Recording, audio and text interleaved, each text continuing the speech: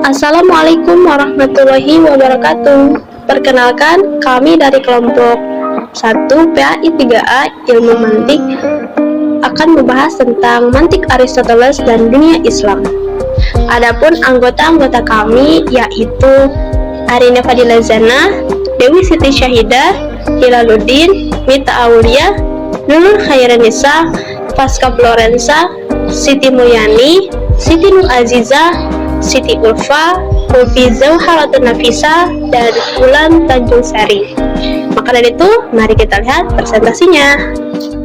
Mantik logika adalah merupakan ilmu kaidah yang pertama dirintis pertama kali oleh Aristoteles dan mulai berkembang di dunia Islam pada masa Umayyah. Menurut Ibnu Khaldun, dalam mukadimahnya beliau menyebutkan bahwa mantik itu mempunyai istilah yaitu pembatas pemikiran. Menurut beliau pula, mantik adalah sesuatu yang menjaga dan meluruskan naluri berpikir sehingga sesuai antara substansi dan bentuknya. Logika Aristoteles tersebar di dunia Islam melalui para pengagum dan pembelanya. Menurut Al-Qifti dalam Akhbar Al-Hukmah bahwa salah satu cara yang digunakan oleh pengagum logika untuk memfamiliarkannya di masyarakat Islam adalah dengan jalan penerjemahannya. Assalamualaikum warahmatullahi wabarakatuh. Saya Siti Ulfa Fauzia Febrianti. Di sini akan dijelaskan siapa dan bagaimanakah Aristoteles. Aristoteles lahir di kota Stagirra, semenanjung kali di Persia Balkan pada tahun 384 sebelum Masehi dan meninggal di Kalkis pada tahun 322 sebelum Masehi. Merupakan anak dari Nikomakhus, seorang dokter istana Makedonia pada masa pemerintahan Raja Amyntas II. Ayahnya meninggal ketika dia masih berusia anak-anak. Kemudian dididik oleh ayah angkatnya Proxenus sampai umur 18 tahun dan dikirim oleh ayah angkatnya untuk belajar ke Akademi Plato di Athena. Setelah Plato meninggal, Aristoteles meninggalkan Athena bersama Xenocrates menuju Assos di pesisir Asia Kecil, di mana Hermes menjadi penguasa negara. Selanjutnya ia mengajar di sekolah Assos dan menikah dengan Pitas, anak angkat Hermes. Hermes ditangkap dan dibunuh oleh tentara Parsis yang memaksa Aristoteles meninggalkan Assos menuju Mitylene di Pulau Lesbos dan bersahabat dengan Theophrastos, penduduk pribumi yang kemudian menjadi murid Aristoteles yang terkenal. Pada tahun 342 sebelum Masehi, Alexander diundang oleh Raja Filipos dari Makedonia untuk mengajar anaknya, yaitu Alexander yang berusia 13 tahun. Aristoteles berusaha melatih moral dan intelektual kepada Alexander yang nantinya akan menerima warisan tahta sebagai Alexander Agung. Dengan cara ini, secara tidak langsung akan memperluas paham dan cita-cita Aristoteles dalam mencerdaskan manusia dan membentuk negara kota sebagai pusat kehidupan.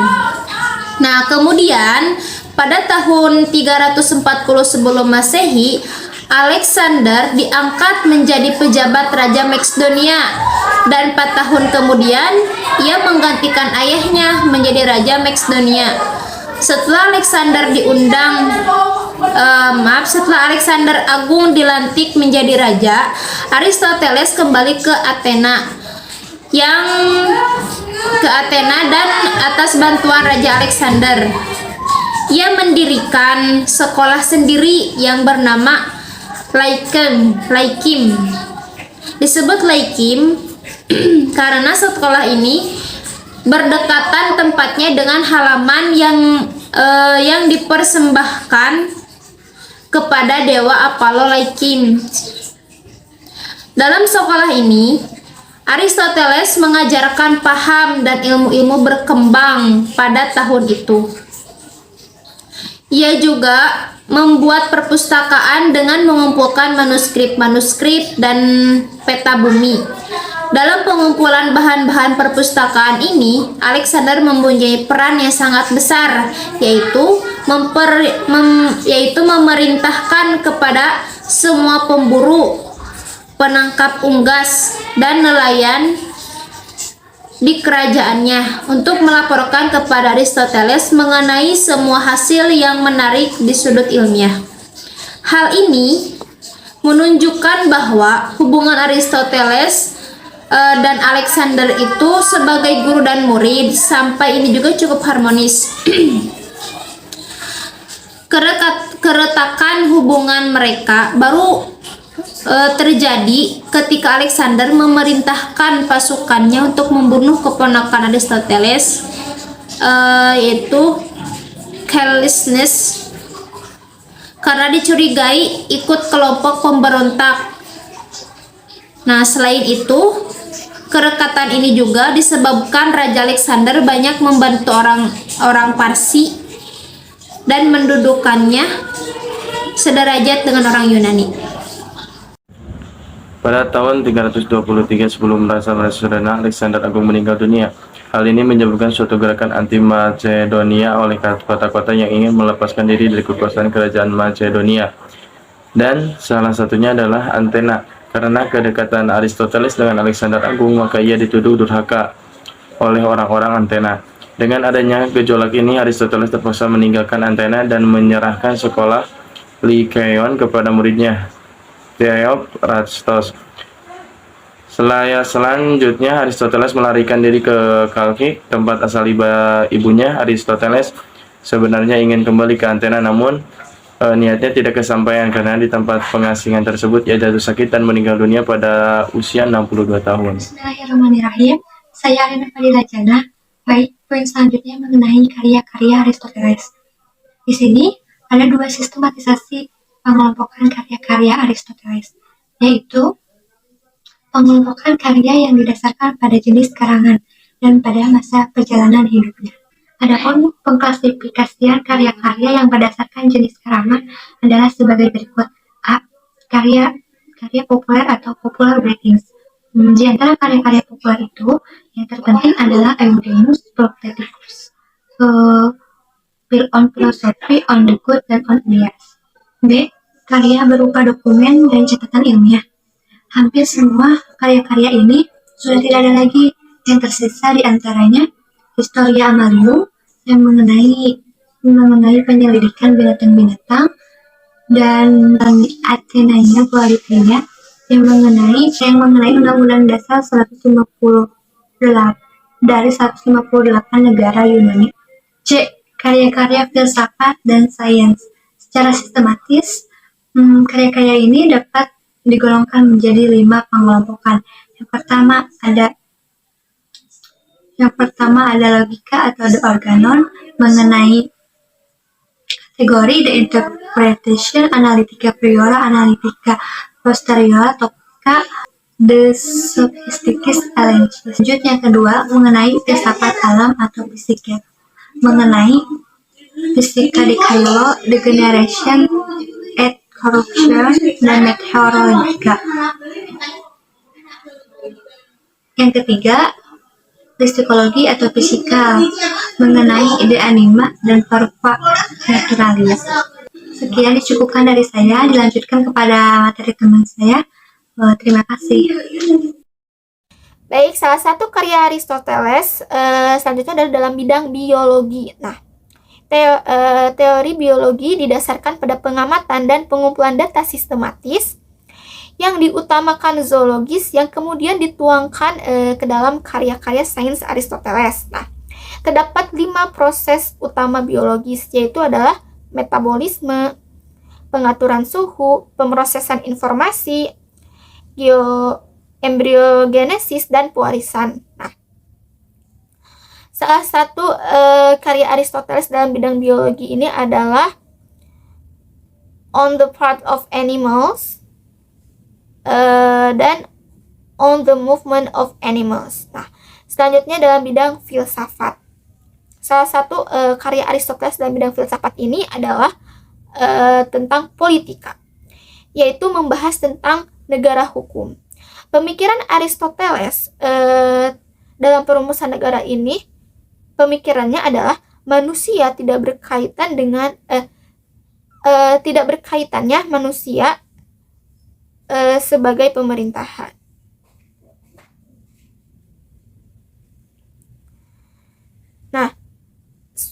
negara diperintah oleh hukum yang mengatur standar keadilan dan kesusilaan.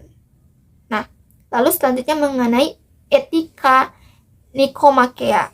Nah, dalam etika Nikomakea ini Aristoteles menjelaskan mengenai dua kebijaksanaan, yaitu teoritis dan praktis. Nah, teoritis ini digunakan manusia untuk memahami alam semesta, sedangkan praktis berkaitan dengan moral dan etika.